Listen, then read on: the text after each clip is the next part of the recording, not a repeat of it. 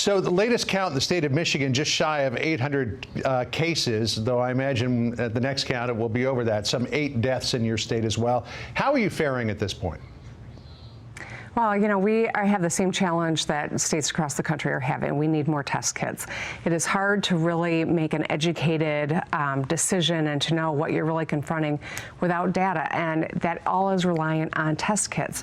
We have too few test kits. We have from the get-go, as same as any other state, and that's really important. We've right now got to prioritize those who are perhaps the most medically vulnerable for testing, and that doesn't really give you enough data to feel like you're making decisions that are based on facts and science. And so we're moving forward. We're trying to be aggressive, as many other states have. We closed schools very early. I've yesterday closed nail salons and tattoo parlors, as well as last week closing other businesses in Michigan, because it's really important that we're taking this seriously and mitigating the spread, or we will overwhelm our healthcare system and more people will lose their lives and our economy will suffer even longer. So we got to be aggressive now. The question, or at least the point that we keep hearing from the White House, is only the sickest people or people who are really symptomatic should be tested. Do you think that testing should be broadened out so that we know maybe people who are asymptomatic might be carriers?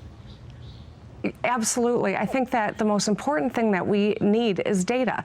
We should be testing everyone who comes in, so that we can really understand if there are clusters, are there geographic areas that we need to make priorities, are there lessons to be learned, how many people are being hospitalized of those that test positive.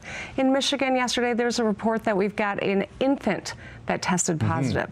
We know that our young people are suffering as severe lung damage as older people are, and so there's so much that we need to learn in such a short period of time, and testing is a fundamental, crucial component of that. I saw that report of a 1-month-old in Macomb County who has tested positive for coronavirus, which would seem to go against a lot of what we've been hearing, that there seems to be some sort of natural resistance among the youngest people out there. I'm told that you're hoping for South Korea here, not Italy, when it comes to the spread of this disease. I mean, in terms of limiting the spread, how are you doing? Well, we've taken some aggressive actions. We've been on the front edge of that, and I've continually checked in with my fellow governors. Larry Hogan, Republican from Maryland, or Mike DeWine, just to the south of me in Ohio, as well as J.B. Pritzker and my fellow Midwesterners like Tim Walz. It's important that we're learning from one another, that we're sharing information. I was on the phone most of the morning yesterday with experts from around the country.